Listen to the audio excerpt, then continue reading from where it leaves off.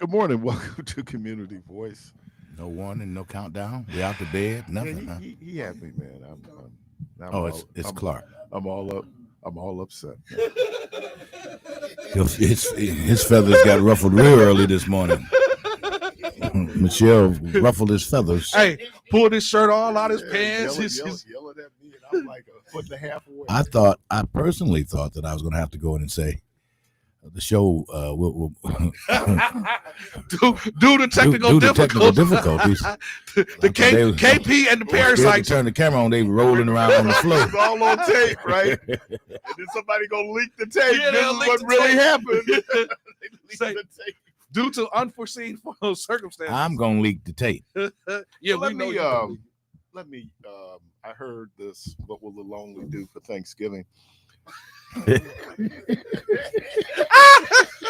There is a song entitled "What Do the Lonely Do for Thanksgiving?" Oh, it's already a song out there for that? Oh man, cold wind in the window, TV talking low, table set for one tonight, just for me and this stereo. Everybody posted pictures, family dressed in gold, but I'm just trying to warm my heart in a room that feels so cold. And I know I shouldn't let it get to me, but this quiet hits differently. Cold-blooded. All these memories sitting at my door feels like they want one seat more.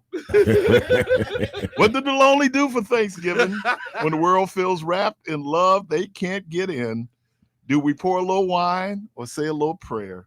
Try to hold on till the morning comes again. What do the lonely do when the heart breaks right on cue? I hear laughter through the hallways, smell the neighbor's feast. Takes me back to mama's kitchen where love felt like peace. Now I'm staring at this takeout, whispering grace over the meal, asking God just for a touch or something real that I can feel. Because this kind of quiet ain't easy. And the night don't move too fast, but I'm learning how to breathe again. Let go of what's in the past. What do the lonely do for Thanksgiving when the nights feel longer than they ever been? We play a little song, try to sing along, even if the tears start falling from within. What do the lonely do when the holidays come through? But maybe there's a blessing in the slow, a little healing in the afterglow. Maybe somebody else is feeling this too. And we ain't as alone as we think we are, boo. So what do the lonely do for Thanksgiving? We breathe, we pray, we make it through somehow. Find a little light inside the darkness. Trust the love will find us even now. Ooh. What do the lonely do? God holds the lonely too when Thanksgiving comes through. Give me a round of applause. Hey, wait. No, you can hear the part you said.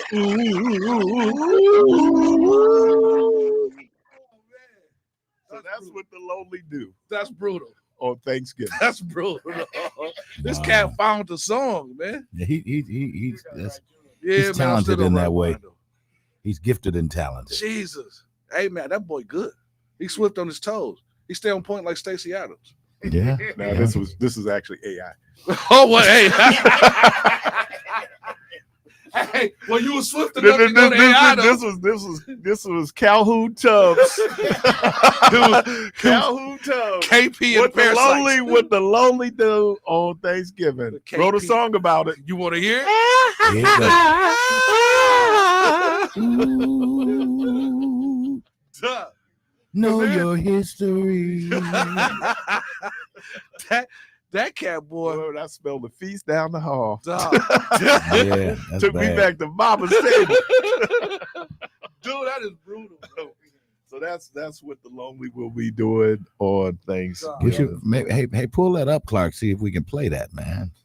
Man, you can't find that. No, you can't find that because that's from KP and the Parasites. Yeah, that's it ain't out yet. Yeah, that's on that new album. It's on the new album. It's on the new It's album. on a new album coming out in You know January. what? Still You know what we haven't. negotiating with Charles Palmer and the Three Sounds to do Toy Balloon.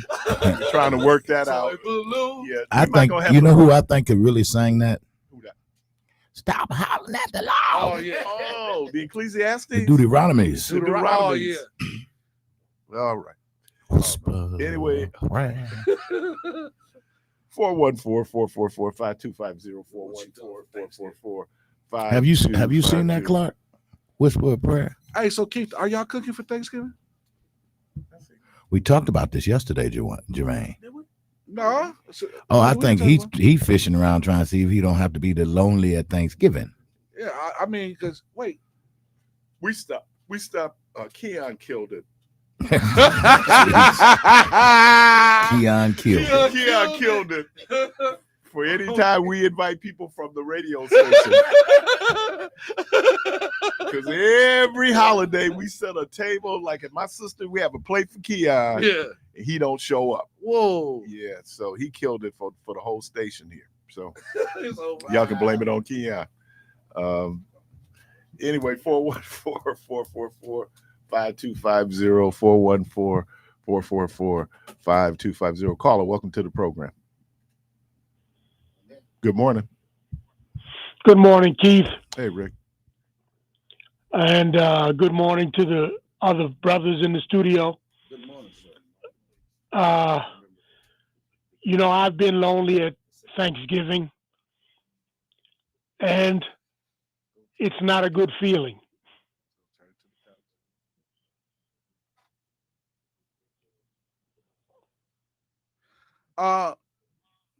Doc, so you was by yourself? 1990 to 94. This dude. He was calling from Germany, man. Caller, welcome to the program. Good morning, Keith. This dude. How are you? Hello? Good morning. I'm sorry. We had a technical difficulty. What's on your mind, dear? Good morning, Keith. Good How morning, are Angela. you? I'm good. How are you? I'm blessed. Jermaine, right out. You ain't got to be worrying about it, baby. You ain't going to be lonely on Thanksgiving. I got you. All you got to do is call your A1 from day one. I got your plate. I got whatever you need. Yeah, well. All you got to do is pull up on me, and I got you. Oh, Don't boy. worry about it. I'm your A1 from day one. You got his cake and everything? I got everything. Uh Banana pudding. oh. Clark, could you go get Jermaine? I think he needs to. He had left the room, but I want him to hear. Hey, Jermaine, we need you, man. Jermaine, we having technical difficulties, man. Yeah, man. Hey, we got something for you for Thanksgiving. Man, Let him, out of here. Angie, he didn't hear, dear. Let him Start all over, baby, so he'll know what start he's all missing. over again because he missed all of Jermaine, that. right up. You ain't got to worry about it. All you got to do is call your A1 from day one. I got you. You ain't got to be lonely on Thanksgiving. I got whatever you need. Got your chocolate cake, banana pudding, all the work. All you got to do is call your A1 from day one. Pull up, and I got your plate ready.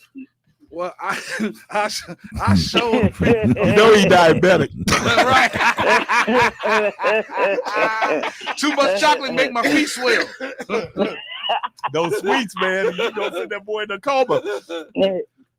No, but I appreciate you, man. Good looking. Thank you. You know, Thanksgiving for me, it's a time that I get to self-cultivate and find myself all over again and just spend time with myself, That's So cool, when that's you cool, single like but yourself- you got to eat, though. Oh yeah. Jermaine, when you're single You like got to you eat. do you eat out on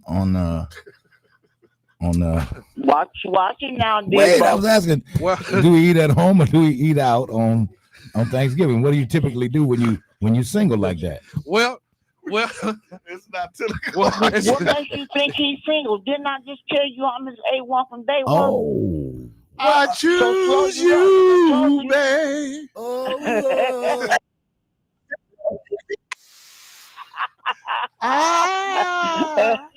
Carry out or hey man, listen here, man. Listen Don't here, man. you ladies take it the wrong way. This is just my dear friend. Because if he is in a relationship, I don't want to have to, let these hands show you who I am. But, hey, Jermaine, Now the hands right now, that came just in the my mix. friend. I'm going to make sure he ate. It's getting You gonna make sure we eat? brutal. Yes, I right? am. You gotta make sure you eat, man. Turn Debo mic off. Turn his mic off. Push the button. Angela, thank you so much. You're welcome. I You're appreciate welcome, it. right out. Yeah, don't listen to Debo. People are just they crazy. Right. And he in that boat. So that's why I gotta shut it down and get it right. For them people take it the wrong way. That's right. Now, so, listen. Now, we not doing we there right out. You know how we get. We're not doing stove now. top. Listen, though, we're not doing stove topping now. No, we doing the baby. Look, that's white folks food. I don't do none of that. I'm a black woman, and I get it like how I live. I do it how I was taught. All right. Get that cornbread and crumble it all up and do it the right way. All righty. So you ain't got to worry about it. You're gonna get the right food the right way. Well, I appreciate it. Thank you so much. I'm gonna keep that in mind. Somebody put oysters in their dressing. Oysters. Ugh, oysters. Yeah. What for? I don't know. That's like an aphrodisiac. We don't do it that. Says an aphrodisiac. We don't do that. I am all the aphrodisiac any man needs. For all you righteous and conscious brothers and sisters, did we bring dressing from Africa with us? I don't know, Keith. So you call dressing, you like black folks invented dressing. Yeah, we didn't bring that from Africa with us. Now the sweet potatoes we did, the yams. We brought the yams. And Ryder, don't let me forget the peach cobbler, bro. What'd you say? You got some peach? Be off the chain. Wait, what'd you say about some peach cobbler? It's gonna be off the chain. Look, don't let me forget that. You know what? I really believe it too, because Debo just looked at me and said, for you to bring him a plate of whatever you cook, bring it up here, and he's gonna feast off of it. Oh, he gonna come who? So bring whatever you cook. Debo want to start this song talking about Debo. No. Why are you trying to pull Debo? You're trying to deflect, man. Because man, I want to share with everybody, man. No, now you want to share. No. Debo got a whole wife. That's right. A whole wife. A whole wife. And you who have nothing. You have nothing and you're gonna like it. That's a great song. I who have nothing. Oh, there we go again. We got a whole new song. You who have nothing. Nothing. All right, appreciate you, Angela. Caller, welcome. Have a good day. All right, caller, welcome to the program. Good morning. You have nothing. Rick. Sorry about that, Rick. That was an accident. Yeah, sorry about that, Rick. I'm sorry. Let him know, Clark. That was me. That was me, Rick. That was me. Life happens, and I'm after 30 years in talk radio as a caller. I know that technical difficulties happen, but I just wanted to say that between 1990 and 1994, I was homeless, and I was rescued by a wonderful German woman, not only who became my girlfriend, but who became my wife. And I don't forget the homeless. I know you have many homeless people there in Milwaukee, as we have down in Washington, D.C. I know you guys have to keep it light, keep it humorous, but don't forget that people struggle, people suffer, not only for their mental health, but their physical health as well on the streets of major American cities. I'm done, fellas. Thanks, Rick. And again, we were not even encompassing. We were mainly talking about Jermaine because he gonna be home alone. Yeah, I'm not homeless. It wasn't widespread, Rick. It was just directly solely at Jermaine. Yeah. Let me clear it up. I'm not homeless. No. No. I know. Yeah. I'm not homeless. I'm just gonna be at home alone. Considering all you got is ESPN at the house. Well, I got more than ESPN. I got my keyboard there too. That'll really keep you warm at night. You're gonna be writing some songs. I'm so lonely. I miss you. Hey, yeah, that's the song I was gonna work on lonely do? until you actually wrote that. So, but no, actually, what I'm gonna do, man, I'm gonna make my rounds, man. I got people that actually reach out to me and tell me people to come that actually through. love you. Yeah, man, a whole bunch of people. So, man, I go house to house, and I tell people I don't mean to eat and run. So So there's not going to be a lot of people moving because the Packers play at 11:30. exactly. So people, where the houses I go to, we don't start eating until about 2, 3 o'clock anyway, 4 o'clock. So I tell people, hey man, I don't mean to eat and run. So I just walk out the door. Well, I got a concert that day that I got to host the stage Really? for. Oh, Yeah. that's the Bobby Rush. Okay. That's I went to see Anita Baker on Thanksgiving. Me and Rhonda years ago. Really? We went to see Anita Baker on Thanksgiving. How'd it go? Great. Was it Anita Baker or Patti LaBelle? Don't the Bucks play on Thanksgiving too? They could. I know the Packers do. Packers got Detroit. Thanksgiving is, I had said a couple of weeks ago, should we tell the kids the truth about Christmas? Should we tell them the truth about Thanksgiving? Because indigenous people are not down with Thanksgiving, right? And so, we know the story of how was it Pocahontas? Yeah. Whoever it was, and John Smith, and they had that first meal. And what happened was the indigenous people showed the Europeans how to survive.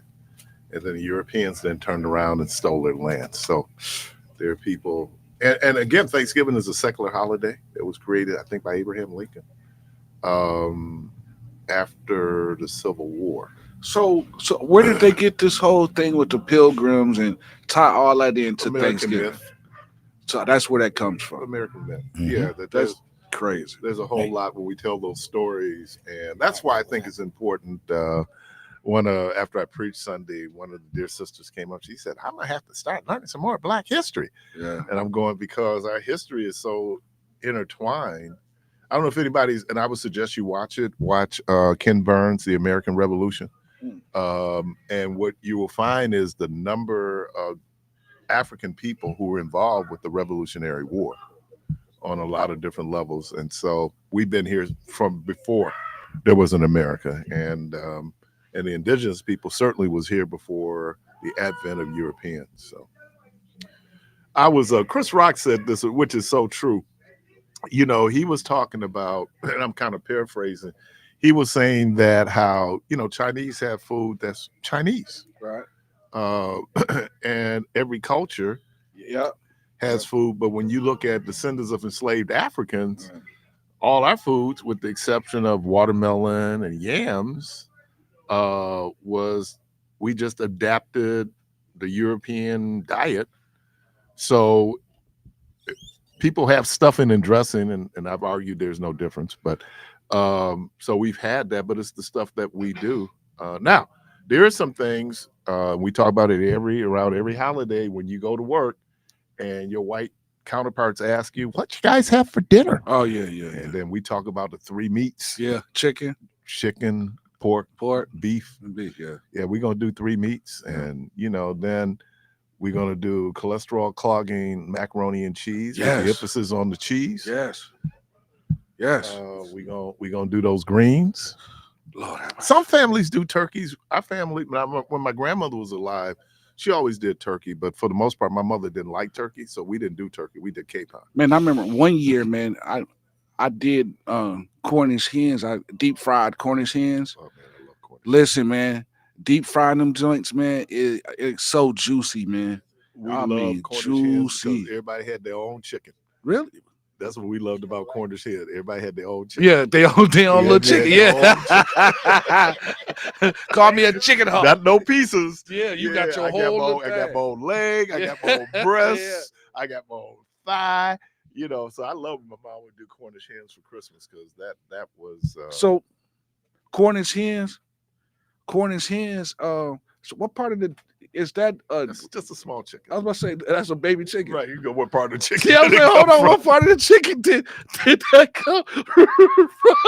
Like it got extra legs. Like we've had this argument about Shetland ponies, right?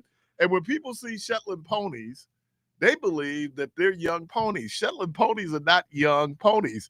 Shetland ponies are small horses. They're fully grown. They're just small. Caller, welcome to the program. Good morning. Good morning, sir. I hear y'all talking about stuff to be ate on Thanksgiving. Yes, sir. I want to throw something out at y'all. And you've heard of Patty LaBelle's potato pie. Mm-hmm. Mm-hmm. I was turned on to that. I went and ate one. I'm not into that. But I found she had a blackberry cobbler.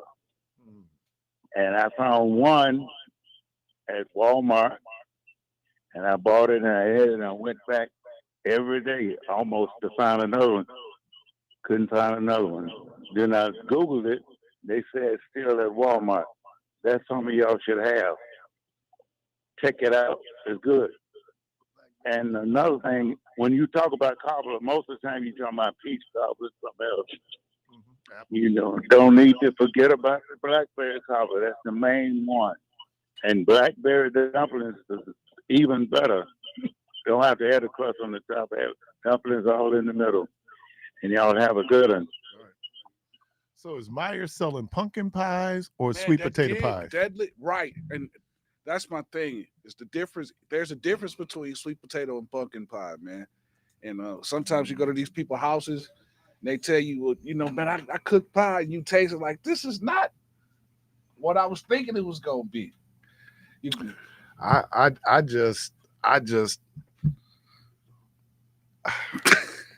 peas. yeah. You don't like peas? No way. Your peas are right. Green peas are like the worst, man. Peas suck. Peas up there with beets. I don't see how now I can't eat them. string beans. I love me some string beans. Corn. Love me some corn, but peas. I You can't do it. know, we were over at Ebenezer for an event, and so they had fresh produce. Man, they had corn on the cob. That was the sweetest corn, I know it was good. man. And then I was at Syndic's. It was this summer, or last summer. I did like roasted corn on the grill. You know, corn on the cob on the grill. That was so sweet. And I'm not a sweets guy, so if it's too sweet, I Do you can't. eat fried corn? No, we've love done it. fried Oh, corn. my mama used to fry Jesus, corn. I love Yes, yes, creamy yes. fried, creamy corn, man. Man, I could eat a whole pot of that all by itself. So lasagna for Thanksgiving? No, no, man. That's not a. I mean, some people have it as a side, but no, man. I need mac and cheese. I need turkey, ham, chicken, fish if you're gonna have it. Fish. I mean, some people have it. Catfish. Catfish, yeah. Whitey. All right. You're listening to Community Voice. Our phone lines are open 414-444-5250, 414-444-5250. We're going to take a break and we'll be right back.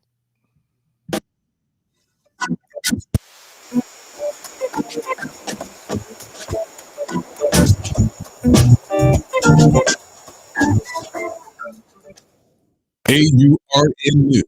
I'm Jamie Jackson. Xavier University of Louisiana is the latest HBCU to receive a major gift from billionaire philanthropist Mackenzie Scott. The school announced a $38 million donation that will support students directly and help make the university more affordable. Administrators say the money will also bolster programs aimed at professional social and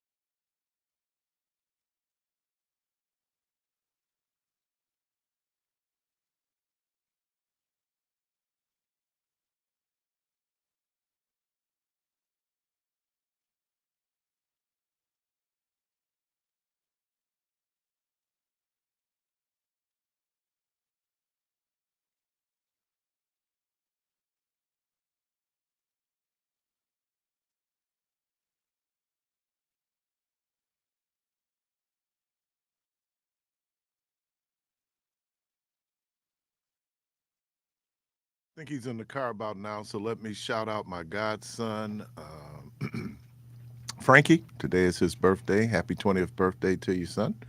Happy birthday, man. I know he's in the car, and so today is his birthday. We were talking the other day, and he said, yeah, man, my birthday is Thursday.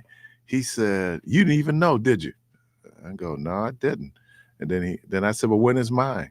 He said, I don't know. Okay, so you tripping? You tripping. I'm supposed to know yours, but you're not supposed to know mine. So about shout out to Frankie, man. Love Frankie, proud of Frankie, man. So keep doing what you're doing, man. Remember that? Da, da, da, da, da, da. Anybody watch Charlie Brown's Thanksgiving? I used to love watching. I haven't seen it if it came on lately, but I used to love that joint. That's when you knew that Christmas was right around the corners, because right after Thanksgiving, right after you eat that, well, in our household, it used to be either the day before Thanksgiving or right after you eat dinner was when all of the Christmas stuff started going up. The Christmas tree, the Christmas lights, just that whole ambiance of Christmas happened right after Thanksgiving for us. The whole what? What was the word? Hey, Debo, I'm not playing these games with you, brother. But if you want to go there, I mean, we can go. All he's just asking you to do is to just repronounce. Because I'm going to win. Okay, well, I'm going to win if you want to be a winner and give Nope. Right now I want to lose.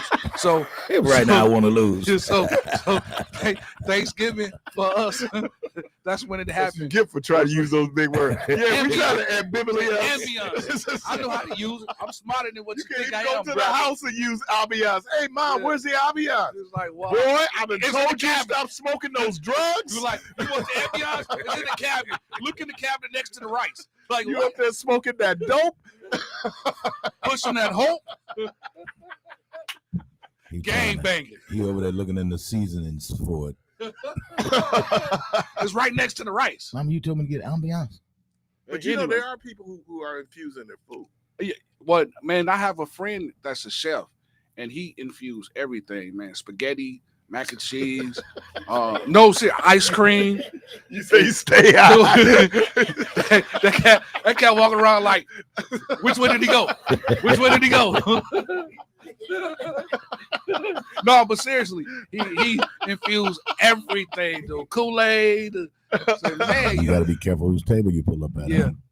Well, if you do that Kool-Aid, it's really gonna get in your system. Yeah, Doc, because you're gonna drink it, that sugar, and then it hits you like you don't even realize that you. So what do people liquefy?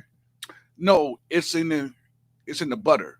They have a butter. They have an oil form. Well, how do you get the cannabis oil into whatever it is? You cook it in there.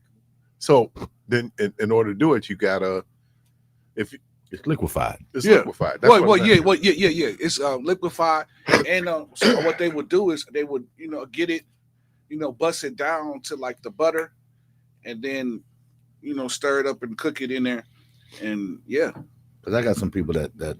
I mean, they swear by it. They keep the butter in the icebox, and you have to really keep it separate because the wrong people get a hold of it. Yeah, Doc, it's over.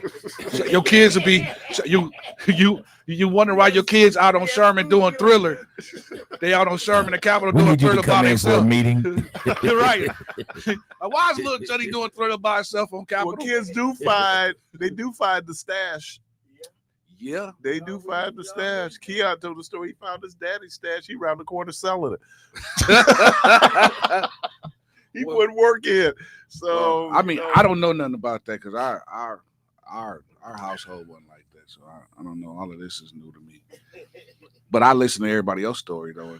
Let me ask this question. You was talking about the dude. Michelle also mentioned the guy that was smoking in front of their kids. Yeah, unbelievable. And again, wait a minute. It just did something to me, man. You put me in, coach. Yeah, you're right. hey, be standing next to the coach. Standing next to the coach, like, Now to rip the tailways off. He ready to put me in. Hey, it's like you get up from the last seat of the bench. Hey, coach, I'm ready. I'm ready. Put me in. I don't go down that rabbit hole. But if you play it behind somebody, I hope he get hurt. Right, right. Hey, even though it's sad, yeah.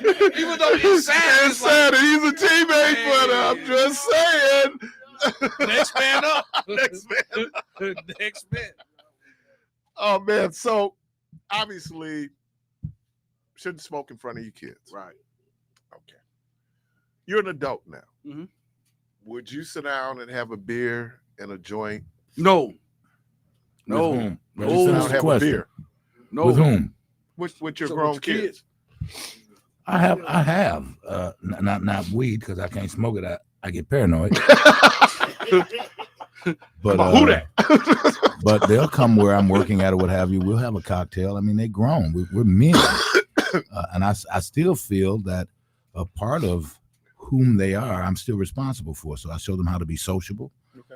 They meet a lot of my friends, so forth and so on. You never know who you will encounter in life and may run into. You know, ironically, like Pato, for instance, guy that owns cherries. He met my cousin at my house. Ironically, he calls me from Texas and says, "Hey, man, I just ran into your cousin out here at the Cowboy game," because they Cowboy fans. So they travel with the team. But again, you just don't know who you're going to encounter. So I don't think it's a bad thing. I think how you do it and what age you started at is one thing. But, you know, again, all of my sons have sons of their own. You know, because you know it's legal for parents to give their underage children liquor. It's illegal or It's legal. It's legal. It's legal. Because I don't know if you remember out at Summerfest, they was having a problem with underage drinking. Yeah. And what the kids would say is, "I'm here with my mom." Oh. Right. And my mom gave it to me. And a lot of that was for religious reasons, because there was certain, like the Jewish tradition where at Seder's they would have wine. So that's why they put it in place. Even during Prohibition, they still allowed wine to be produced if it was used for religious things. Wait, hold on. So if a parent went into the bar with their kid and the police came in there, wouldn't they give them a ticket No. for underage drinking? No, because they were their parents. When I went and took a bartender license, and I was reading the thing, they said you could be 14 years old, a bartender, but long as the parent who owned the building, as long as they're in their Right. license. Right. Mm-hmm. So That watch allows- this, Jermaine. Yeah. Right. That You allowed could, as long in the as, family. let's just say you got a 16-year-old wife and her parents have signed off for her to be your wife, Right. basically signed over to you. Right. She can sit in there and drink. Yeah. That's another stipulation. because she's emancipated. Right. Because you're her husband. That's crazy. I never knew that. Yeah. Right. And Yeah. they used to have where they would serve women under 21 and not necessarily men. So why would they give a ticket to the bartender if they serve underage drinker? If it's underage drinking, if you're not there with your parent, Accompanied by a parent or your spouse. right, you have to be there with somebody legally. But yeah, you see kids in bars all the time. Now parents are not giving them liquor, but they're in bars all the time. And if my family owned a bar, Yeah, chances are I'm going to work in that bar restaurant. Yeah. And so that's why, so you have bartenders who legally can't drink, Right. but they can serve the liquor. And Perfect a lot of that example. was business. Pick and save. You can be the cashier in that liquor department. But But guess you know what? what? Someone After 21 a has certain, to. you cannot sell alcohol. You can sell lottery tickets. You can sell other stuff, but you cannot sell alcohol. Oh. So if you go to Syndics and let's say you buy a bottle of wine, okay, if that cashier is under 21, She's gotta they'll call have somebody over. over 21 come Yeah. and scan the bottle. Oh. Caller, welcome to the program. Good morning. Good morning. Hey, now you were talking about bars. If your grandparents or parents own a bar in Wisconsin, if the police walked in and a 5-year-old was drinking a beer, there's nothing they can do. But it has to be owned by the parents or the grandparents. Right. That's what they did at Summerfest. That's crazy. And another thing Well, is with a bar. There's another And I don't know stipulation to if that. though. people know this. Hang on one. Watch this. Legally, Go ahead. No, I wanted to say this quickly though. okay. Now again, your parents can own it, but you have to reside there also. Really? I say I don't know Yeah. about that part of it. Well, I used to have a bar for 8 years. Trust me. Okay. So you would have to live there. Yeah, you better have a piece of mail. Well, back then, too, when the laws were written, a lot of people actually did live in there, right over their stores and And bars. the kids worked. The kids worked there. And another thing in a bar, legally, you can't put your back to the bar, like turn around and talk to somebody in a stool and have your back to the bar. What? You cannot, in Wisconsin, you cannot legally turn your back to the bar and have, like, say you're in a bar stool, your back, you cannot turn all the way around and have your back to the bar. So you gotta face. You gotta face should the bartender. always, or like a quarter turn, but you cannot really legally put your back to the bar. So why is that? I think they used to think people would be mixing their own drinks or something to that effect. Bars have a lot of crazy laws where you really should break the bottle after it's empty. Wow. Right. Yeah. By law, you should break the bottles and Why is stuff. that? So you can't refill it. Yes. Yes. Yeah. That you go down. Well, Yep. So when I was in high school, I worked at Chi-Chi's, and we had to break every bottle from the bar. Had to be the broken. best chimichangas ever. I wouldn't even eat that food. Chi-Chi's? Oh there. yeah. Yeah. Chi-Chi's had Man, whatever But happened? yeah, the bars had a lot. They have in Wisconsin. They got a lot of stupid laws like that. Well, They that's got some laws because in the book where on Sunday you can't ride down the street with a sheep in your truck in the cab. well, we used to have blue laws. You know, like we've had like where we're so used to going to the malls on Sunday. But back in the day, the malls were closed because they had blue laws. And when I went to school in Maryland, it was a real problem when you went to DC because DC didn't have blue laws, but Virginia and Maryland did, right? You know, y'all always talk about history. Debo, are you from Milwaukee? Yeah, he is. Okay, and I know Keith, you're about of the age. Do y'all remember, you talking about what was closed, holidays and stuff, do y'all remember the only two stores that was open on 4th of July, Thanksgiving? There was only two stores in Milwaukee on the north side. Do y'all know them stores? No, which ones? East Side ShopRite, down there by Oakland Guy Road. Oh, yeah. And do y'all remember the Mini Mart? Which one? It's on 24th and Center. Lewis Mini Market. Yeah, the black people own it. They Lewis live. Mini Market right there. You had to go. It was right on ground level. You just walk straight You in. go. We walked underground, kind of. Yeah, They lived yeah. above it. You had to knock on the door. There was the only two places open on holiday. Yeah. So that And the rats was in there too. They because it was open. and it was on ground level.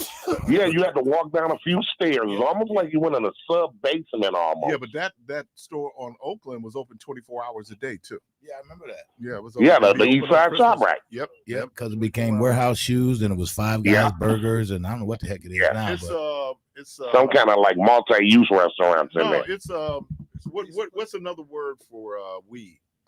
Cannabis? No, not cannabis. No, it's CDP. No, Chiba. Chiba. Yeah, the Chiba. Yeah, The finest Oh, yeah. Chiba. have you had their subs? Their subs are the Chiba. Are they good? Yeah, dude. Yeah, munchies, man. Are they infused?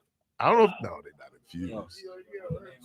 Yeah. Yeah, With a but name it's- like yeah, the Chiba, you Chiba- would the think Chiba they Hut. would be. You would think it would be infused. Yeah, but none of these Kohl's and Red Owls and Kroger, none of that stuff was No, open there on was the no door. bars. Nothing was open. Yeah, on the holiday. None of the holidays. And even on Memorial Sundays, Day. when I was a kid, you can go to Gimbel's on. The only thing to be open on Sunday would be movie theaters. Really? Yes. Yeah. Only thing is, because everything. And And, then- then on and from- election day, And from They used to close bars. Water in Wisconsin till about 6, it was about 8 movie theaters. oh yeah, Now I remember the one that was on Wisconsin that was right by the Grand. It was a movie theater that was down. well, that's The Center, Symphony Hall. it was the Center, the Grand 1 and 2, the Center 1 and 2, Yeah. the Palace, Yeah, the yeah. Town yeah, Theater, the yeah. Riverside. Uh-huh. So what was the joint that was on 76? So what was that? The budget. Mill Road Theater. The budget. That was the Marcus. budget theater. That was Oh, no. Well, okay. The no, there was budget one on was Mill where, Road. There was the Yeah, Mill yeah, That was Road. the Mill Road Theater. Yeah, But the one that Mill was Road further up Theater. going towards that was Marcus. That became the budget cinema. Yeah, like Yeah, the budget. yeah. That was 76 north right of Good next door Hope. to the old Johnson yeah, Park. yeah. And you had the Northridge movies. Remember that? Oh yeah, Sure Northridge, did. Southridge, Capitol Court. Court Capital had Court, movies. yeah. Yeah, Villard had one Villard? too. Yeah. Oh, the man, Sherman. Oh, dude, the one was Sherman. Yeah, I know, man. You know where the Black Holocaust Museum is? That was the old Oasis. The Oasis, that was the #1. Yeah, we do karate. We go watch that with the rats. Speaking of rats, but it was right up the street from the mini mart, so that was their cousins down the street. You know what was crazy about that though? The cuties that used to be up in the Oasis on Sunday, and that popcorn smell. Popcorn smell. And the crazy thing in Milwaukee, we went to the movies on Sunday. Yeah, it's the crack. Yeah, right, most people went on Saturdays. We went on Sundays, and Sundays, you know the rule: no church, no movies. Yeah, y'all didn't have no movies anyway. Y'all couldn't go. No. We went. It's just that we couldn't go to the ball games because they was like it was sinful. How they let you go to the movies? Bro, I have no clue. But they was like all that sin, been around all that sin. It was like, boy, so we live in the world, don't we? Hey, we leave the Oasis and everybody knew karate all the way home, kicking all the way home. That Bruce Lee, man. Dragon. What was that movie? Enter the Dragon, Fist of Fury, Chinese Professional. Yeah. 5 Fingers of Death. Yeah, 5 Fingers of Death. 3 the Hard Way. He did another one. Yeah, it was awful. Something. Was it something Jackson? Yeah, he tried to be. Yeah, he did one by himself. I can't even think the problem when they did 3 the Hard Way was one of the actors couldn't act. So when you see Jim Kelly, he's just doing action stuff. He ain't doing a whole lot of talking. And then my guy he was based on who's my guy? Was he Kung Fu Joe or something? And I'm Gonna Get You Sucker. That was based on Jim Kelly. Because that scene where all the cops show up, that happened in 3 the Hard Way. Remember all the cops pulled up on Jim Kelly? Oh no, was it Jim Kelly? He was in that movie, I thought. He was in there. Yeah. Jim Kelly was in that movie. Yeah, him, Fred Williamson, and who was it? Fred Williamson and was it Jim Brown? He wasn't in that Brown? movie. Well, I don't know. That a couple of them guys used to act together with Bill Cosby and all them back in the day. Well, a lot of people, Bill Cosby gave $50,000 to Melvin Van Peebles to do Sweetback. Badass song. Yeah. Wow. He did it, and then Maurice White did 2 songs for it because his girlfriend worked for Melvin Van Peebles, and he wanted her to do a nude shot. And she said, no, I got to go talk to my boyfriend about this. And Maurice was like, you don't see this nigga. Dude, this is my girl. But then they hit it off. They did 2 songs for the movie. Wow. Yeah. Wow. And you didn't mention what was going on 3rd Street. What was the Princess? Oh, no, that was all like the adult theaters, wasn't it? No, we couldn't mess around. He's all up and down Wisconsin, but and they all had them tall windows by the joke shop. They had one. The peep shows and all that. And we, as kids, we wanted to get in there, but we were nothing doing. So, question, man, did y'all used to hang downtown at the McDonald's that used to be down about a grand where everybody hung out? Yeah, next to the alley. Yeah, we didn't everybody hang there when we came from the Riverside. Yeah, man, like but we didn't hang a lot down. You could just walk up and down downtown. It was just something to do. Yeah, but it's like everybody used to be. All of the girls used to be in McDonald's. Another McDonald's over by MATC. Yep, there was a McDonald's over Sherman there owned that McDonald's, or the black guy, Sherman Claypool. That was before they built the Bradley Center. Right, they tore it down for the Bradley Center. I don't remember that one. What about Northtown? It was on the south side of the street. 76. Yeah. 76, but that turned into the budget, didn't it? I don't know. Yeah, when they tore that McDonald's down, and they tore down Ambrosia Chocolate and all that for the Bradley Center. Man, that joint used to stink up. And that became kind of infamous because that's where Jeffrey Dahmer worked. Jeffrey Dahmer worked there. And there was people wanted to believe that there were body parts in the chocolate. You can smell chocolate all the way up here, though. Man, so you can smell chocolate all the way up to Atkinson. You smell 2 things. You smell malt. Yep. From the breweries, and then you smell chocolate. Yep. And then if the breeze came really right, that dude smell them. What was the meat pack and peck? Yeah, peck. They had them back them backyards. Depending on where you were at. Oh yeah. We used to love that trip in school. I don't know if y'all did that when y'all got a chance to go to the bakery. Oh man, that was cool because you get your little Twinkie and you get a little bread piggy bank. Yeah, they took us to the Miller Brewery tour. How many of y'all robbed your piggy banks? I knew how to get him. I had a Planet of the Apes when I knew how to squeeze it down and shake my money out of there. So we just break it. It's bad though when your parents going up in your piggy bank. Yeah, Doc. Like I know I had more money up in here than I Where had my right now. quarters? You can go to your mama. Yeah. You know, it's just like if not that it ever happened, but let's say, well, no, it could happen. You know, because I had a Social Security check coming to the house. So and the one thing I never said, brother, was did my check come? Oh, listen here, man. But to the Milwaukee right out, I don't know how old he is. This was really a nice town, man. Yeah. This was really, we had our really issues, a nice but it town. wasn't bad. We had a growing lot up of here. jobs. Yeah, it wasn't bad. Now I do remember like Atkinson, Capitol, that whole area used to be nice. It was green, it was flowers, it was a lot of stuff going on. It was nice, it was clean. That's the area I grew up in. Yeah, matter of fact, I grew up on 21st in Atkinson, 4116 North 21st Street was the You address. live north of Atkinson. And I was there. So you know who lived by you? I don't know your age, but who lived in that area was Cuckoo Cowman. Yeah, I know. Cuckoo Cow was right around the corner. Okay. Yeah. Yeah. The artistic genius. Hey man, listen here, man. I was over in that area for 30-something years. And when mama and them sold the house, man, it was kind of like, man, why are you selling the house? It's a lot of memories in the house. Yeah. But I drive by the house, even when I leave from here, I drive by and just look at it. And I look at the area and I'm like, man, it changed. It's not the same. But that it changed big time. And now you know what they used to call that area over there? Blackfish Bay. Them houses was beautiful over there. Man. Well, that neighborhood is still relatively stable. It's decent, but it ain't the same, Doc. Well, it is not got, the same. You got more renters. Yeah, How old are you now? 49. I'll be 50. Okay, did you ever hang around Rufus King? Man, I was at the top lot all the time. Okay, you never hung with the guys around Rufus King. My kids was over there. Yeah, man. I was hanging with Myron, and I was hanging there with this dude named Kevin. I was hanging there with this dude named Jerry. You hung around the top lot when you was in high school?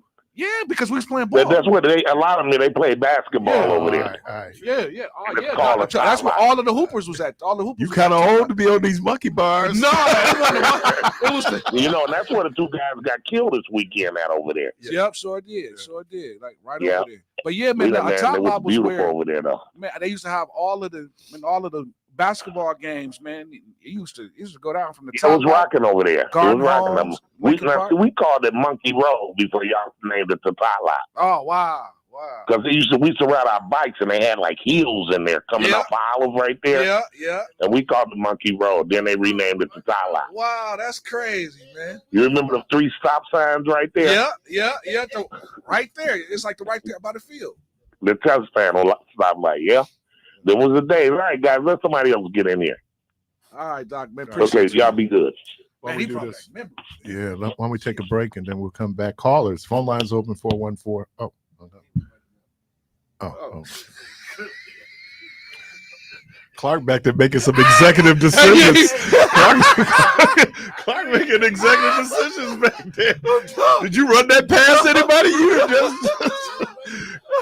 You listen to Community Voice. We're going to take a break. Y'all ready?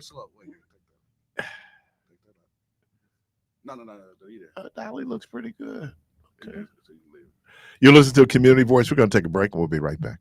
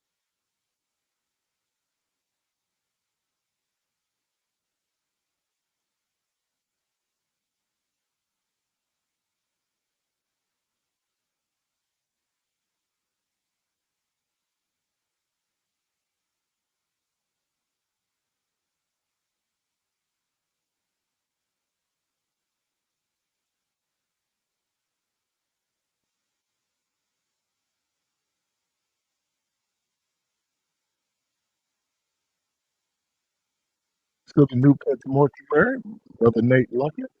And I don't know who's driving. I don't know if my guy is driving. Deacon Michael Jones.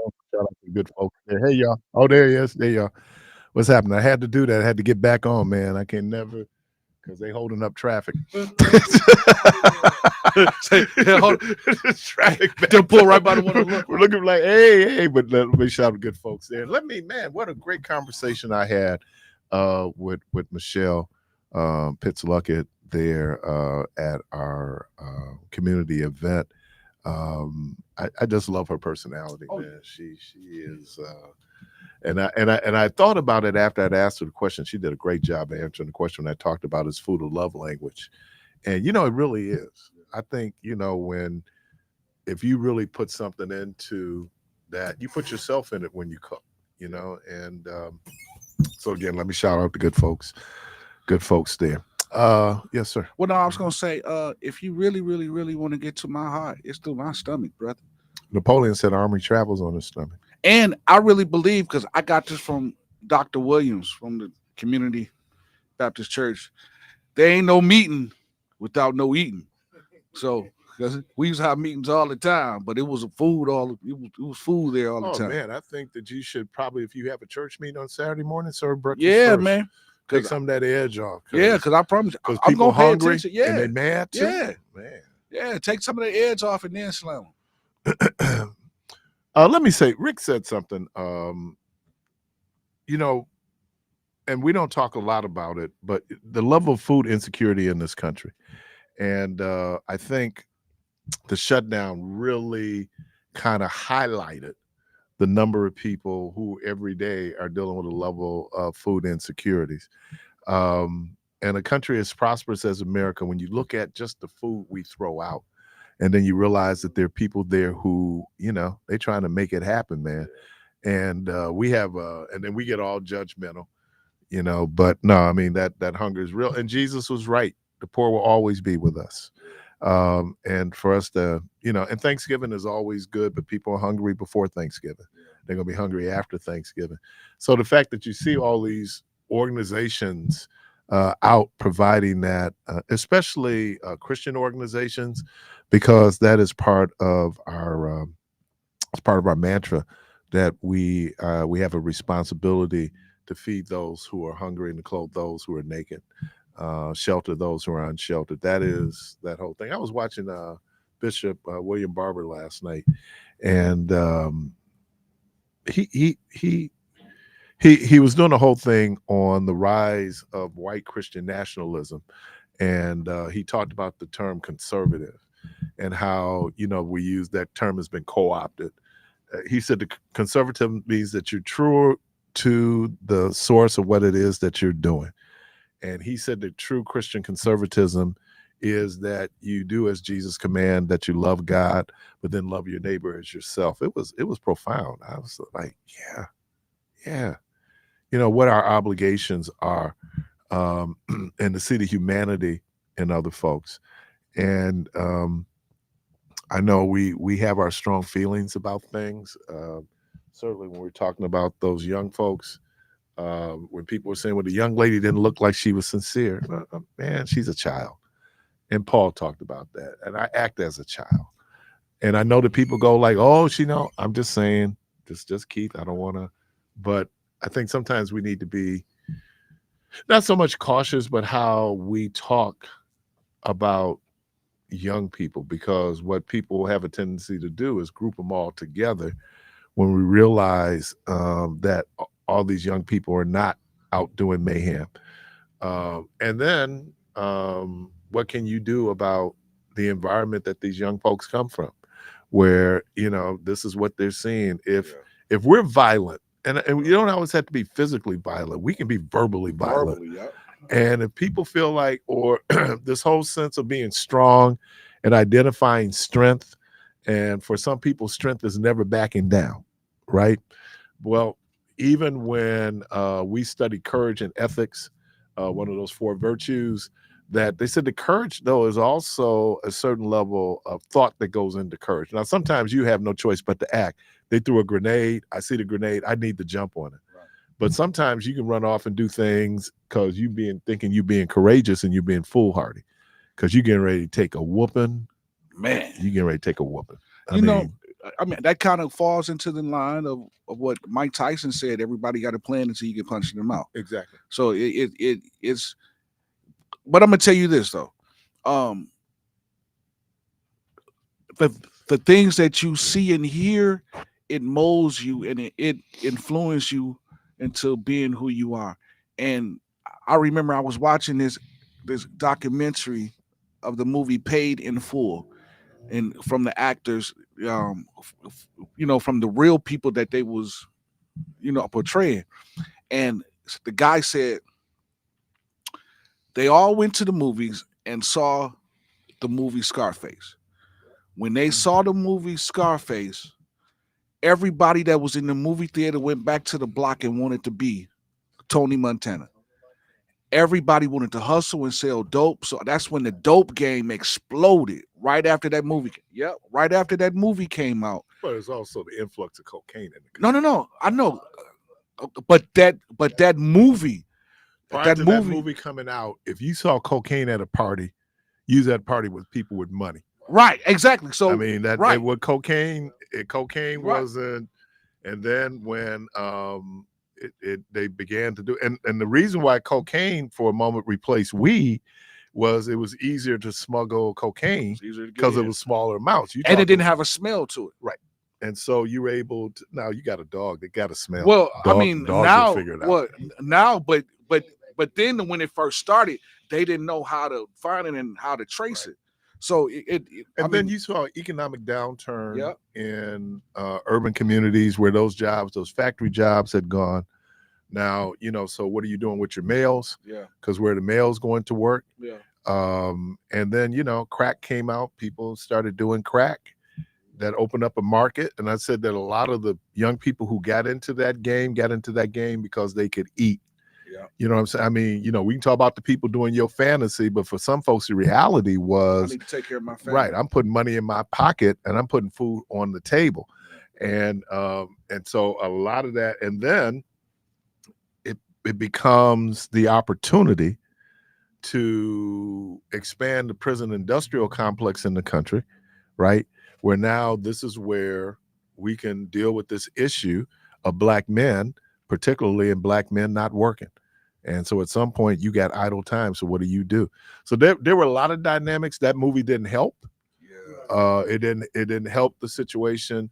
But then I think it's like you're an adult. You got to know the one that wasn't real, and the fact that all of these Hispanics were being played by Europeans should have been a tip off right then that they were on some BS. No, but and that is true. But however, the mind when you seeing this stuff and you're intrigued by it, when the movie Boys in the Hood and Menace to Society came out, the whole structure of gang banging. And in the hood of demonstrating that when you need to show up for your guy, that was all displayed in Boys in the Hood and Menace to Society. So then though you had people after they saw the movie, the mindset of the neighborhood changed. Now it's the whole thing of they were expanding, but the gangs were expanding again. You're talking about a lot of this is driven by economics. Yeah, that's I think. And so you began to see those gangs develop and flourish. But prior to that, how many of us in my generation was influenced by Superfly and the Mac? And being a pimp and being wearing the coat. Yeah, right. yeah. So yeah. Caller, welcome to the program. Hi, Keith. I just want to say to your audience, y'all had better pay attention to the people that come to the presidency of the United States after Donald John Trump.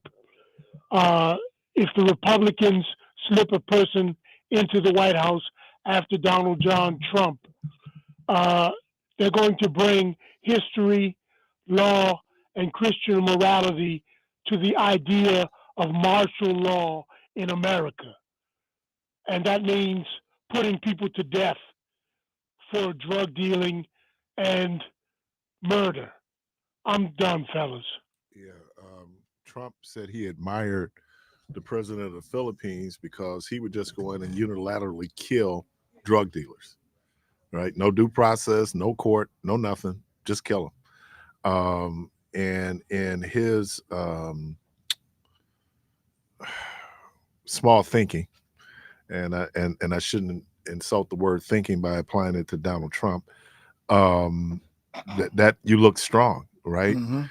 And you're diverting people's attention away from the real issues. Like when you talk about the idea of affordability, man, you go in the store now, and the fact I used to not be as conscious Mhm. of what it costs to buy groceries. Yeah. But man, they've gone up. Now, a lot of it is just the impact of us coming off of COVID and inflation and all these things, but prices are going up regardless of what the causes are. That's our reality. And and a lot of this is the damage that this dude is doing to the economy. And it feels like it's been 3 years, and it's been less than a year. Here's the other problem: evil flourishes when good men do nothing, right? So when those folks who went along with Donald Trump and ride or die no matter what he does, and then all of a sudden his policies have a negative impact on the people that you represent, and those people that you represent are letting you know that they have a certain level of dissatisfaction. But why did they wait till now to want to say something about it? They should have known Because then. Trump is weakened. And I think people are reading the tea leaves, and they're understanding that, one, he's a lame duck. He won't be allowed to run again. Two, they're seeing that they're going to go down with him, right? And that was one of the reasons why you wanted to redraw those congressional district lines in Texas, because just normally you will have where a incoming president in his first midterm, they lose seats in the House, right? But and again, I tell people all the time, there are people, all they do is do the numbers. They do the numbers. They're out there doing all the amount of polling that goes on that most people don't even realize is going on. They have a pretty good sense of where people are going to go. And they know he's really hurting the cause. And so he's trying to divert, get us in a war. He's a wartime president. Why are you trying to fight Venezuela? Venezuela is not a military power. Here's the other piece. When you say you're trying to stop drugs from coming in the country, part of it is the appetite that Americans have for the drugs. If there was no market, there'd be no drugs. But Americans like getting high. I'll say it again. Americans like getting high. Well, Americans, it ain't just Americans, right? People like getting high. They like, and I'm so whatever it is. And then you have some people, they're serious about the high. I don't know why anybody thinks that they'd be able to survive fentanyl, but hey, every day it's just like when people go like back in the day, hey man, I got that killer weed. Anything that has killer in the title, I don't want. Caller, welcome to the program. It might be good, might be fire. Caller, welcome to the program. Hey, good morning to you, gentlemen. Good morning. I was listening to the earlier conversation talking about how brother right out after the convention and talking about how things happen with the trade and that business. Listen, Scarface ain't the one that called everybody to go back to the block, start becoming independent of it. Superfly is the one that implanted that idea that we don't see. First of all, this was all governed at one point, but Superfly put in our head that we don't got to sell dope for the man no more. So after that movie, a couple of months, 2 years went by, everybody had a nickel bag on the block for sale. Everybody had a bag of dope for sale. Now what Scarface did is add violence to the game. It was already in the streets, but Scarface came and added violence to it, and that's what happened, man. That Scarface, I had never really watched the whole movie, man, because I understood it was a trick from the beginning, and they wanted that Scarface die. They got him living like Jesus. Every store you go in, you still see this dude looking out his doing whatever, man, my little friend. Okay, they won't let him die because that's what keeps it alive and keeps the violence in the game. Scarface added violence to the game. He was crazy. Yeah, And I thought I would add that. I think also territory. Yeah. When you have, and that's the piece, because again, remember, this is driven by people trying to eat. Yeah. So now you got more people on the corners, right? And you don't have that many corners. Yeah. So now you fighting over territory. And that's where the violence comes down.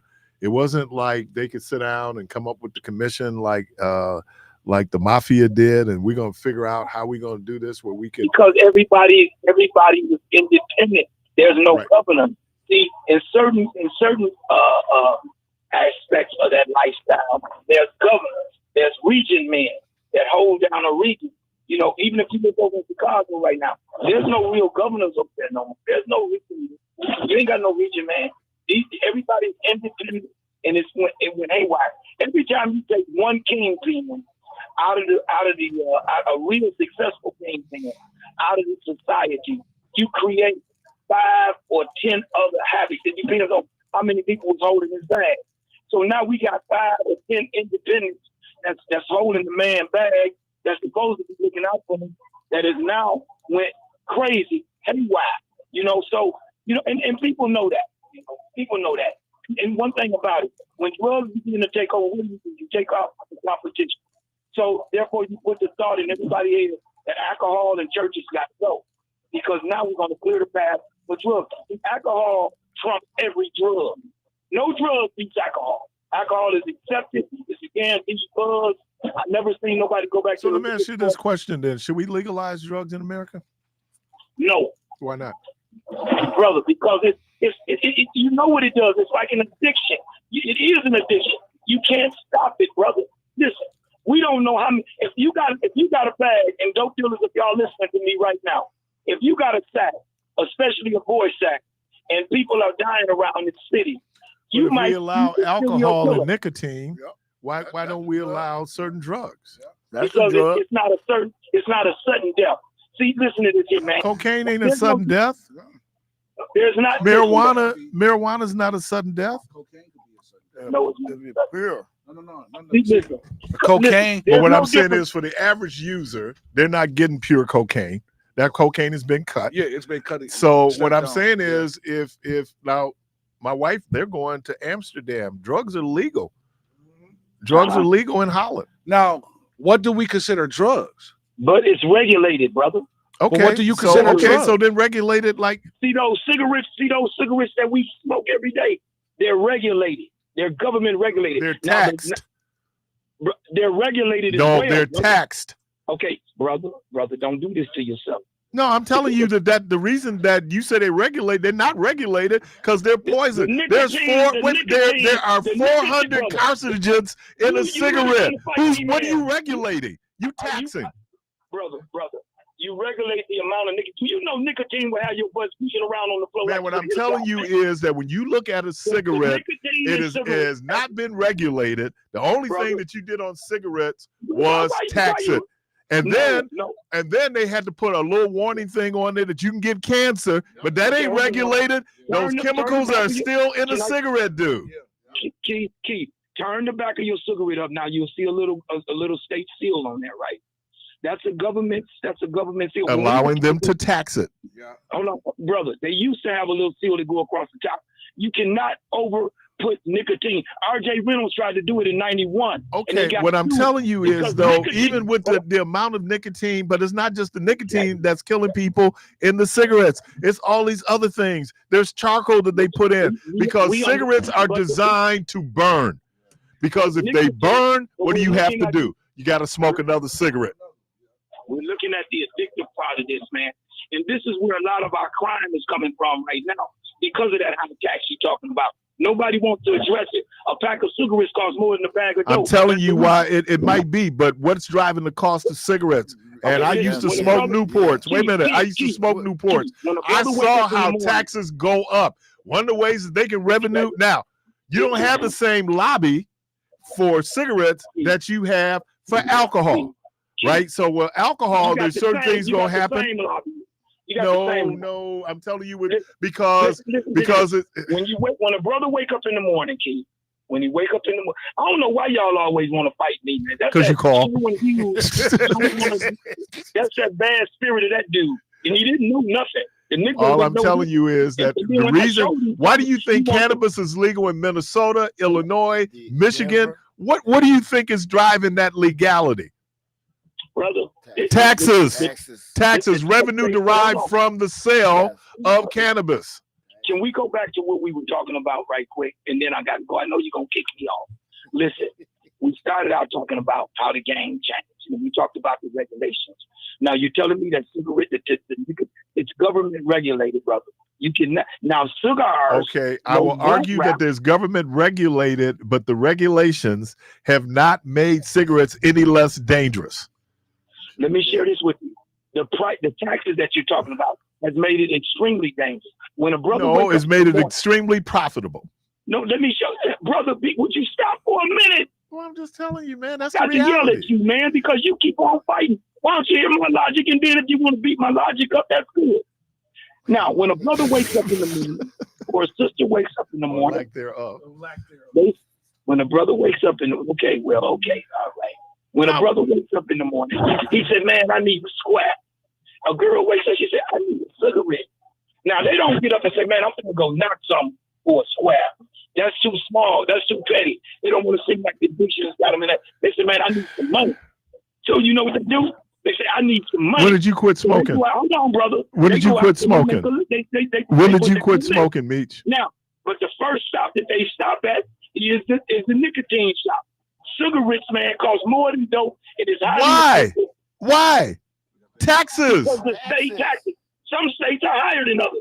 Missouri, a pack of If you go to Virginia, right, you're gonna pay less for a pack of cigarettes. One, because cigarettes are usually produced there, right? And then how they're gonna tax? It's taxes, man. And what I'm telling you is that every time they talk about raising the taxes on alcohol, the alcohol industry comes in and says no. And let me give you another example, just how powerful that lobby is. You know, in that bill to reopen the government, Mitch McConnell put in a rider in that bill that said that people that are selling that THC, Delta 8, anything infused, they can't do it anymore. Why? Does he have a problem? Because there's almost half the states in the country, more than half the states in the country have legalized cannabis. But why? Because people are drinking less alcohol, right? And so it was the bourbon industry who was worried about losing a market share because what people will find out is if you're drinking an infused drink, you're not having a hangover tomorrow. Okay, but check this out. That is not regulated. It is regulated. You don't. That's not government regulated. You don't know what DHC, what level of amount of DHC you getting in. Hey, I got this little kit. I got this test kit. It costs $198.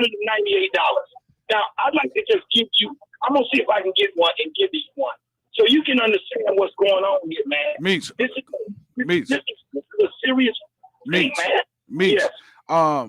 It is regulated, man, because that Delta 9, and it's another strand that's regulated, bro. That you hold on. Delta 9 and Delta 8, brother, is a hemp. Now it only becomes active. But it's regulated. All they've done is extracted the thing that gets you high, the THC. No.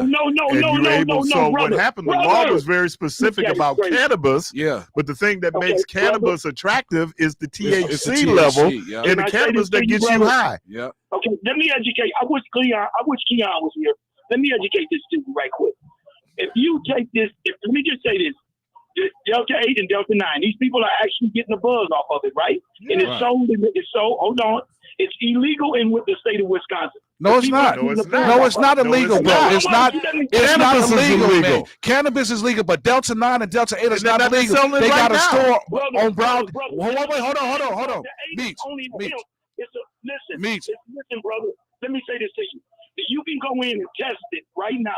It's going to show way below the level of THC. Bro, Listen, I'm finna tell there's you when it becomes bro, dangerous. you can go on Look, Capitol look, right look, now. look, You can man. go on 70-something Capitol is right next to the chicken Right. place. It's not right it's- next to it chicken is place. not It's the- Delta 9, it's Delta not 8. the THC you're gonna Brother, get or the cannabis brother, that you're let gonna me get tell from a you, man, dispensary. please, God, let these two brothers listen. All right, man. Listen, Appreciate you. Let me Delta go 8 because and the Delta I'm 9. going to get Now, blasted again. if the government goes in right now and they shake it and they test it, it's gonna test legal.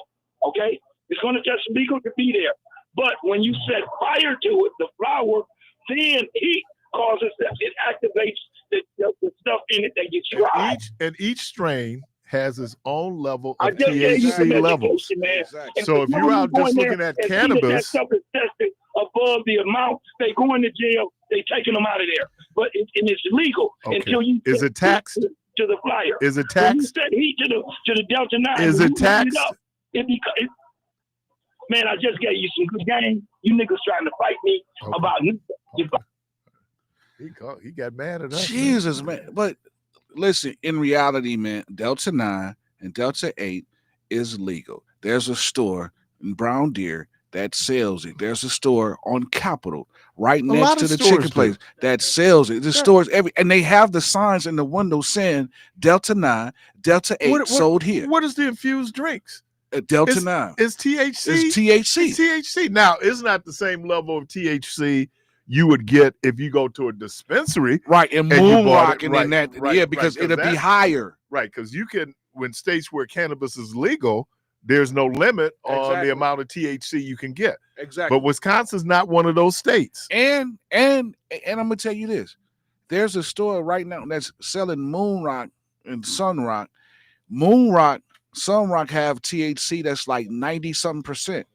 They selling it at 60. It's still the same thing. It's just a little lower than. Yeah, I mean, and you smoke the weed for the THC. For the THC. I mean that's what gets you high. Yeah.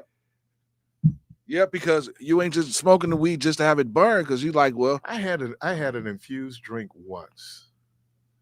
I didn't like the taste, but the feeling afterwards was a body high. Well, now I was using That's what the oil. woman told me when she sold it to me. She said it's a body No, high. no, So- that is true because man, I was using the cream, man, on my knees like after I would play that's ball. different. That works. Yeah, and it gets, but it brings you to like a calm, like you settled. How much did you put on? Oh, a whole bunch, Doc. Jesus. Yeah, Doc. Hey, man, I got the cream at the seriously, I got the cream at home, Doc. It take the pain away. You too. Lathered in it. Hey, Right? Doc, it's body I oil. know after one of Rhonda's triathlons, I'm trying to think what she put in. She used I know she used the cream. Yeah. And I'm trying to figure out what she did when she bathed because, just that stress on her muscles. Yeah. And the pain from it. But yeah, man, that CBD cream It works. works, Doc. It works. It Caller, works. welcome to the program. Good morning. Good morning. Good morning. First thing I was going to say, if we're going to tell these people that, maybe you should tell them stop putting no dose and baking soda in their cocaine, okay? And considering that, they're saying a lot of this stuff is, a white man's drug, legalize all of it and make sure you bring back angel dust too. Make sure you bring back that flocka, the demon disease, where they fall asleep and their body is all twisted up. And then we shouldn't have no issues with taxes. So I say, just, bring it all back. And before I go, you can't have no addiction and don't have no money. Okay, they both got to add up. If you have an addiction and you don't have no money to support that addiction, maybe you should not be doing it, okay? And to the people that live in the neighborhood, stop coming to their house asking for money. Maybe that addiction is not for you. Maybe it's out of your tax bracket. Now, have a good day, and remember, it's cloudy outside, but the sun is always shining on you. Bye-bye. Yeah. Wow. Yeah, I mean, Affirming. I you know what? Affirming. I was about to say, I got to give it to Al on that one, man. He didn't go gonorrhea and syphilis on this one. So What did I tell you when they asked me whose church I would go to? Hey, man. And why? Yeah. I'd go to his for truth. Yeah. Let's do y'all want to do a break? Yeah, we can do a break. Why don't we do this call? I want you to be patient. Phone lines open 414-444-5250, 414-444-5250. We're going to take a quick break and we'll be right back.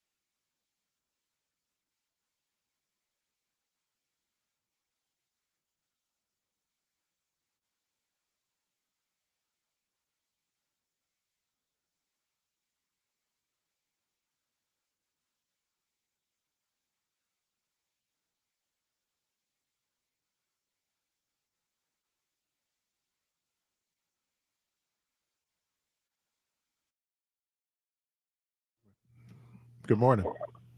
Good morning. Good morning, everybody. Good morning, Milwaukee. I know I was listening to Meats talk, and there was a lot to unpack there, but there were a few things that had crossed my mind. Well, and also I know it was brought up that about the legality of drugs in Amsterdam. I would look into that. I know like mushrooms and marijuana and all that's legal, but I don't know about like heroin or cocaine or things like of a stronger nature. I don't know about like LSD. I think it is. Go on, man. But I mean, there are places like that come to mind where they talk about like open air drug markets or places that kind of take on that kind of stance when it comes to the legality of drugs. And I don't know if things are necessarily always better. It's always like those are like, I feel like the ones in Milwaukee, the ones in the U.S. are the type of cities that Trump would be the first. Well, I do have an answer to your question.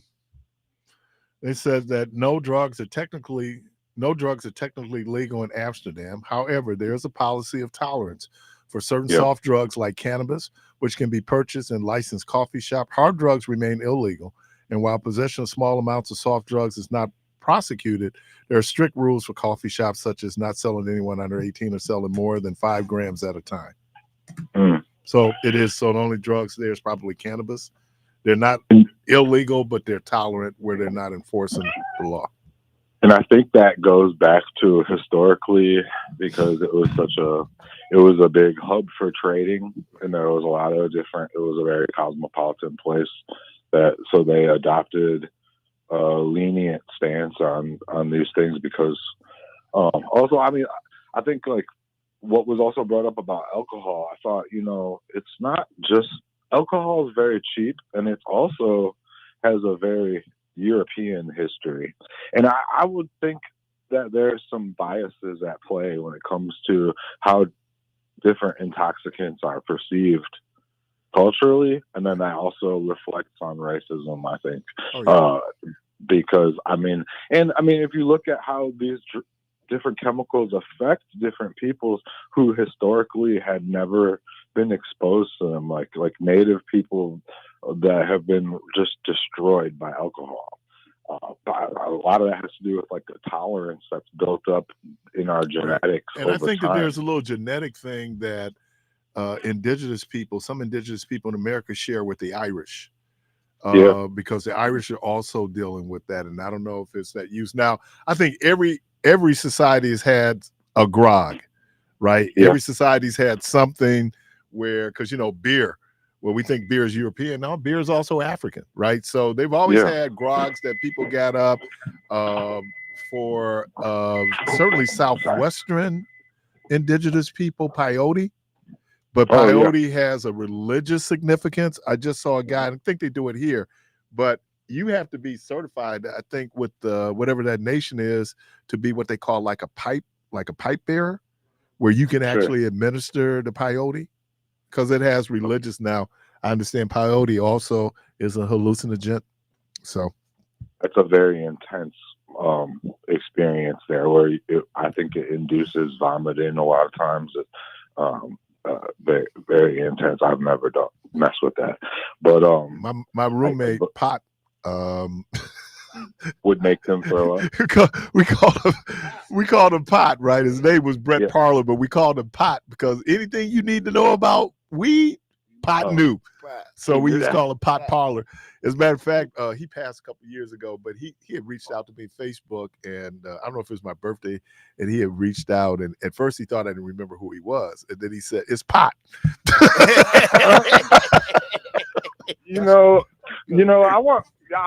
want to get chopped with Ross Joel at one of these DJ sessions and throw down. All right, we're going to. Hey, my man, $100,000. I wanted to also mention though, my great grandfather, he smuggled whiskey from Canada, and at that time it was prohibited, Right. So what's it called? Moonshine? No. Well, Whiskey, I mean, I think it was Canadian whiskey. They were but it was taking across prohibition. Lake Erie. So New York. So what's the difference between moonshine and alcohol? Well, moonshine's that stuff like they make like in like Tennessee and like Kentucky, where But like it's the same thing, isn't it? You know, you can you can buy um, moonshine now. Really? Yeah.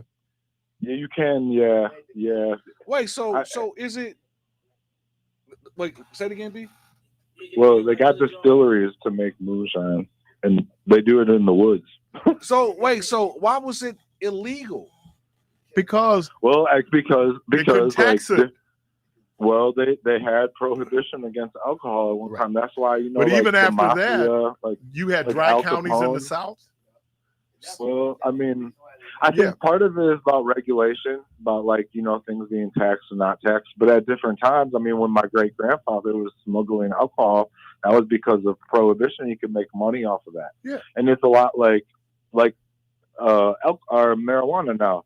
It's not legal here technically. So if you drive to Michigan, pick up some weed and take that risk, you can come flip it over here and make a profit. And a lot of people are doing that. I mean, and but what they that's also do is the limit. same thing They that limit the cartels amount. are doing. Yeah, but they limit the amount that you can get. You would need a medical card. No, because- not in Michigan. No, All you hold need on, is an listen. ID. Wait a minute. Hold on, listen to what I'm saying. A lot of the states, like Illinois, will limit the amount that you can buy.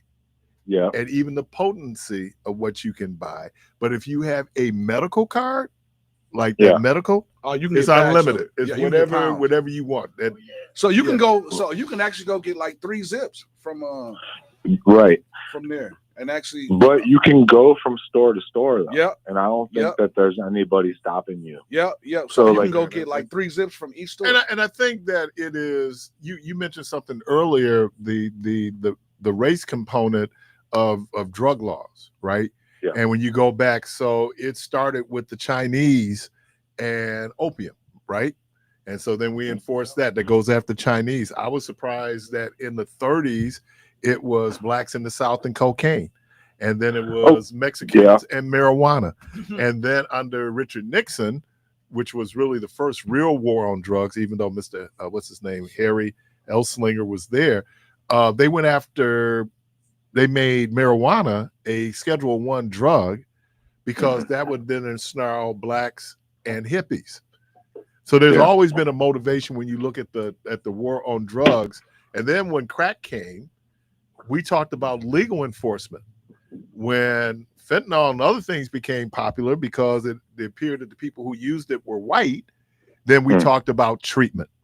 Right. Now, Keon pointed out, because he did the research on this, on the crack law, the federal crack law, no white person has ever, did I say ever been charged under the federal crack law.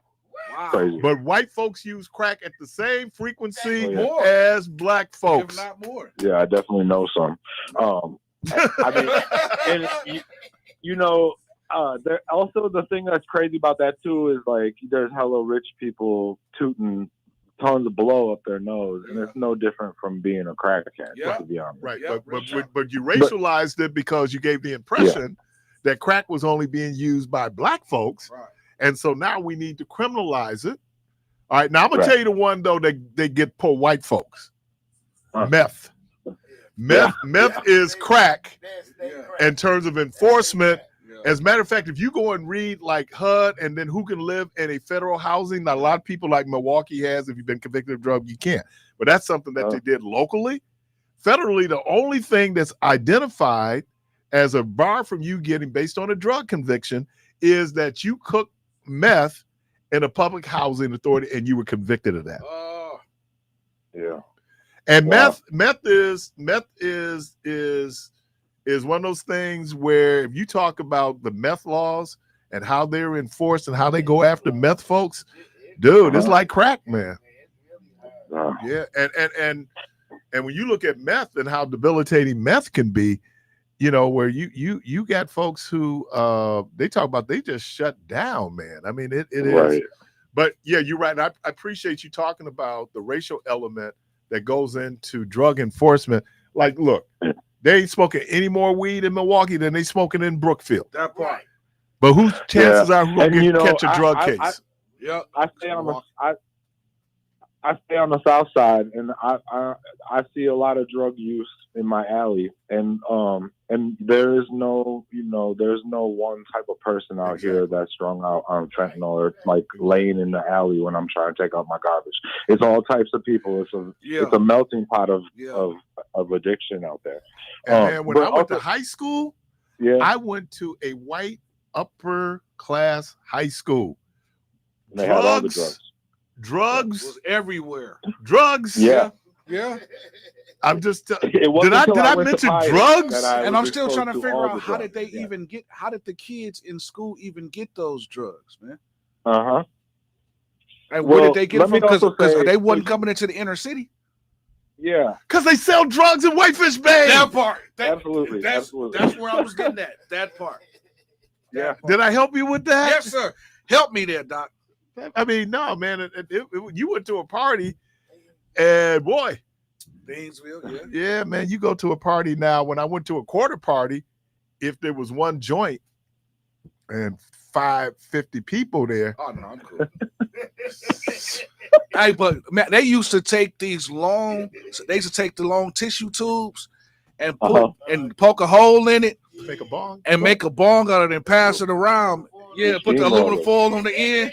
You know what's crazy to me? I used to hear people. I don't drink behind people. Oh, but you take that joint, right? you got spit all on your lip. Spit all on it. You know, it just you take the joint, won't you? All right, it's man. Probably not the healthiest to smoke through aluminum, to be honest. All right, man. Appreciate you. Let me. I've done that a fair amount. I just wanted to say though, there's a lot there to look into when you were talking about the opium thing with China. Right. We don't got time to unpack all that right now, but before all that happened, China was the richest country in all of the world, and they didn't want to trade with any Europeans or anybody else. And it was a lot of Europeans and Americans that made a lot of money off of opium trade. And I mean, they basically strung out all of China. Right. They're arguing that some of those folks, some of the barons of industry back in the 1800s, they traded in opium. Yeah. And built the railroad. Built the railroads. And then when they were no use, now we got a problem with the Chinese. Yeah. And then we did the Chinese Exclusion Act. And crazy too, because a lot of Chinese worked on the railroad. Exactly. And like I said, once they got finished, what we gonna do with them? So all right, man. Appreciate you. Appreciate you. Have a great day. All right. Caller, welcome to the program. Caller. Yeah, I'm here. Thank you for waiting. Okay. Go ahead. Hello. Okay, we hear you. Yeah, okay, well, I was listening to you guys when I was doing some radio searching, and I was like, oh, man. I tell you what, I'm 62. CBD. I started smoking weed at 14, and at 16, I was smoking weed on a daily. First thing I did in the morning, get high, and stayed high. But I tell you what, though, we didn't look as weed, hash oil, all that, as a drug. Right. It wasn't a drug. Drugs was heroin and a little bit of cocaine. That was dope. That was like, we're not touching that. Right. I don't mess with dope. I smoke weed, but I don't mess with dope all the time. I mean, and it was so easy. But you know what? I didn't. When I went to buy weed, I didn't have to have a gun or nothing. Right. It was a whole different system. I go to McGovern Park. Everybody's lined up by their car, just like going to the flea market, and you go get your shit and you leave. And the cops would stop you. We're on radio, man. Real radio. FCC radio. Yeah, use the legal name.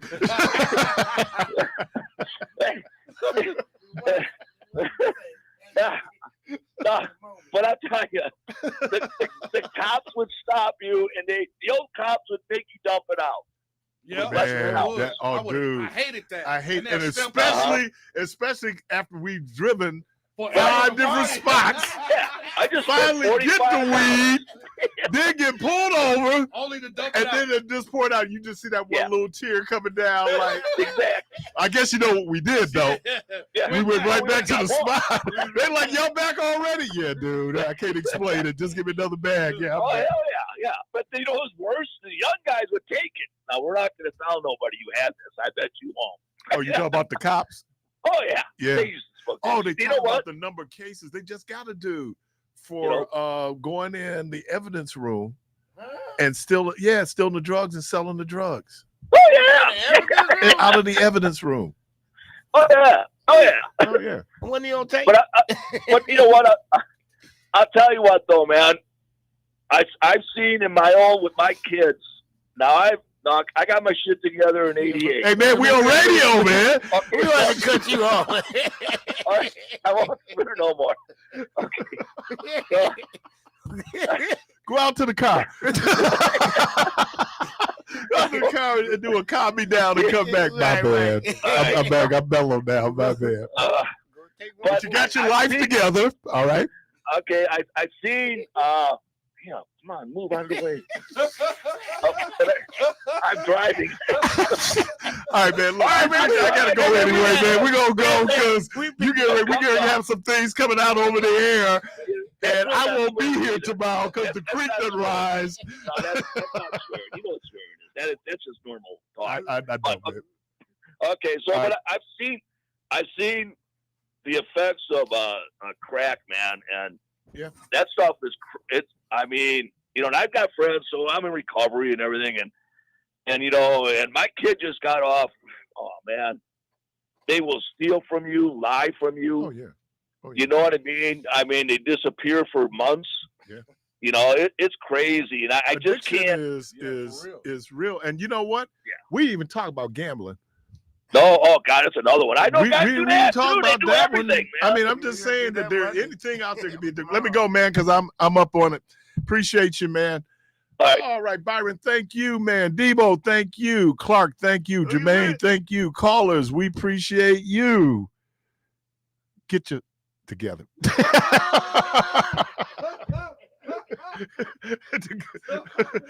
The good Lord willing, and the FCC says so. I hope to talk to everybody tomorrow. And as always, go from this place in peace.